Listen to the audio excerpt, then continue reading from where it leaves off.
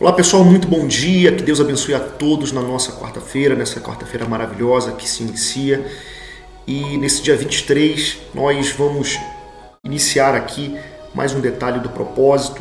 Como vocês sabem, começamos essa semana o livro de Romanos e estamos no capítulo 1 e vamos ler a partir do versículo 14 daqui a pouquinho.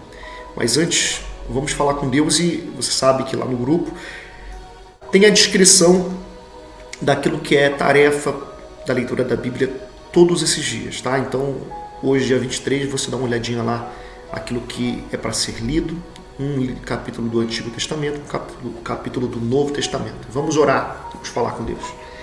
Ó Espírito de Deus, em nome de Jesus, consagra essa água, consagramos a nossa vida ao Senhor. Pedimos que o Senhor venha falar conosco conforme a Tua palavra e nos fortalecer, nos alimentar com o Teu Santo Espírito e fazer notória a Tua presença, o Teu poder em nós. Em nome do Pai, do Filho e do Espírito Santo, respira bem fundo. Graças a Deus. Beba da água.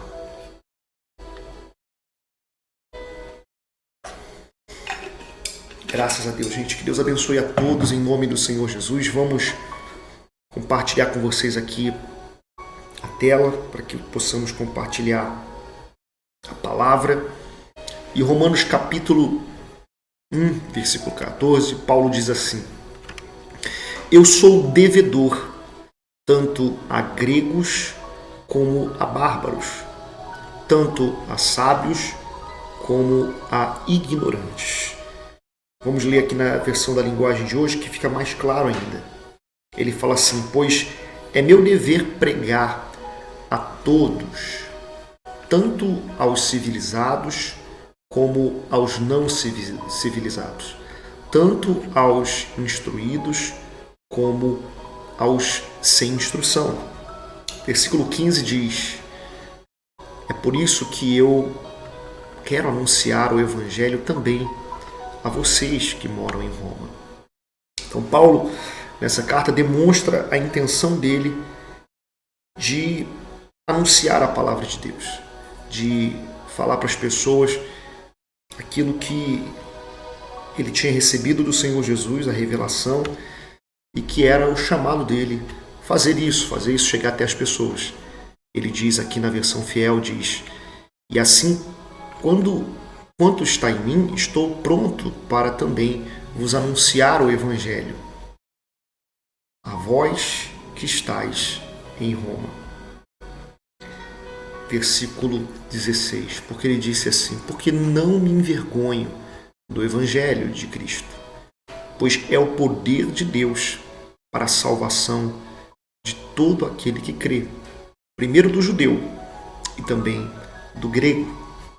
Então aqui nós vemos a importância de anunciarmos o Evangelho e, como diz aqui a versão da linguagem de hoje, fala assim: eu não me envergonho do Evangelho, pois é o poder de Deus para salvar todos os que creem, né? Primeiro os judeus e também os não judeus. Então, se Paulo não tivesse atendido o chamado de Deus, nós que não somos originalmente do povo judeu e tantos outros povos, não teriam acesso à palavra de Deus como temos hoje, o Evangelho de Cristo, que é a boa notícia, né? O Evangelho, ele é a boa notícia que Deus nos conta através de tudo que o Senhor Jesus fez para que chegasse até nós, esse Evangelho.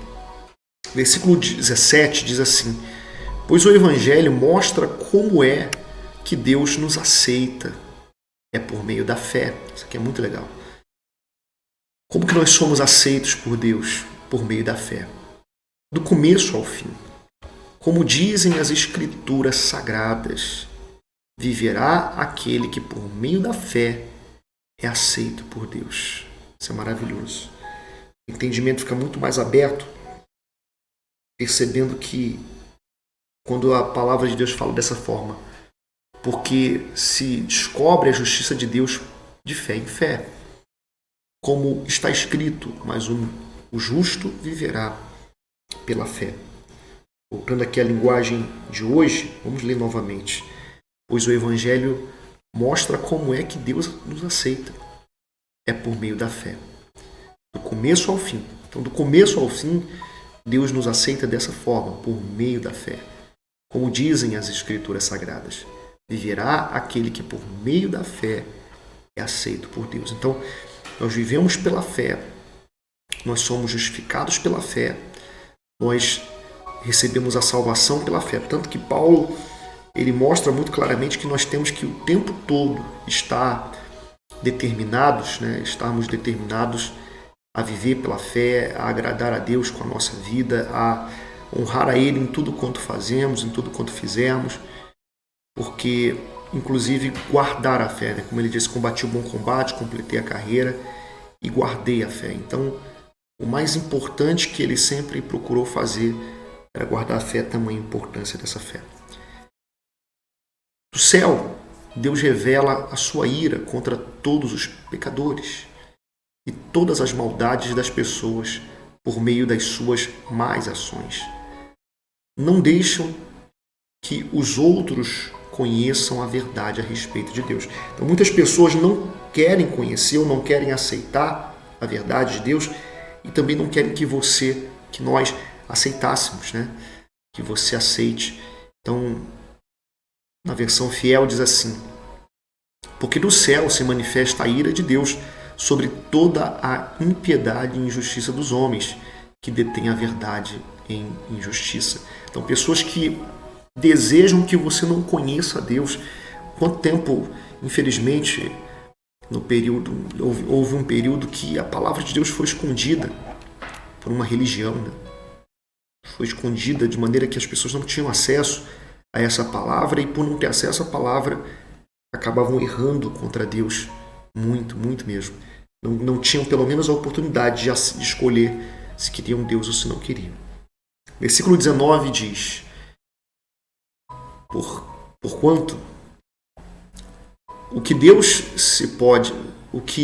de Deus se pode conhecer, nele se manifesta, porque Deus lhe manifestou. Então a gente vê aqui, por exemplo, na linguagem mais atualizada, diz o seguinte: Deus castiga essa pessoa porque o que se pode conhecer a respeito de Deus está bem claro para elas, pois foi o próprio Deus que lhes mostrou isso. Então, essas pessoas que não querem que nós conheçamos, que você e eu conheçamos mais de Deus, que as pessoas conheçam a Deus, elas entenderam aquilo que Deus fez, aquilo que Deus ele deseja fazer, né, no sentido espiritual. Quando ele se revela para nós através do Evangelho, da palavra, ele consegue mudar a nossa história quando nós nos entregamos a ele. Mas se nós não conhecemos por algum motivo, se alguém detém esse conhecimento, se alguém tenta impedir que isso se manifeste, vai vir consequências contra essas pessoas que impedem do conhecimento de Deus chegar até a vida das pessoas. Então, não só vamos conhecer a Deus, mas vamos prosseguir em conhecer e também fazer com que outras pessoas conheçam. E hoje é um dia perfeito, é um dia maravilhoso para que isso aconteça, para que você e eu estejamos na casa do Pai, buscando e recebendo a presença, a plenitude do nosso Deus em nossas vidas. Então é necessário que o Senhor, a Senhora, se preocupe de estar aqui, esteja conosco aqui, por exemplo, hoje, em um dos horários, buscando a presença de Deus, buscando na palavra, buscando a presença e recebendo a presença dele na nossa vida, em nome do Senhor Jesus, porque é isso que Deus mais quer. A tua felicidade, o teu bem, e só depende de você que isso aconteça. Então vamos fazer a oração do Pai Nosso e se prepare para estar conosco 8 ou 15 ou no principal horário, no alerta, na noite do alerta da salvação, do alerta do fim, às 19h30 aqui na nossa Universal de Vila Helena. Pai nosso que estás nos céus, santificado seja o teu nome. Venha a nós o teu reino. Seja feita a tua vontade, assim na terra como nos céus. O pão nosso de cada dia nos dai hoje. Perdoa as nossas dívidas, assim como nós perdoamos aos nossos devedores. E não nos deixes cair em tentação, mas livra-nos do mal. Que teu reino, o poder, a honra e a glória, hoje e amanhã e para todo sempre. Respira bem fundo. Graças a Deus. Deus abençoe a todos, Deus abençoe sua vida, Deus abençoe toda a sua família. E nós profetizamos que esse dia seja uma bênção para vocês e até o que era para dar errado. Deu certo. Deus abençoe.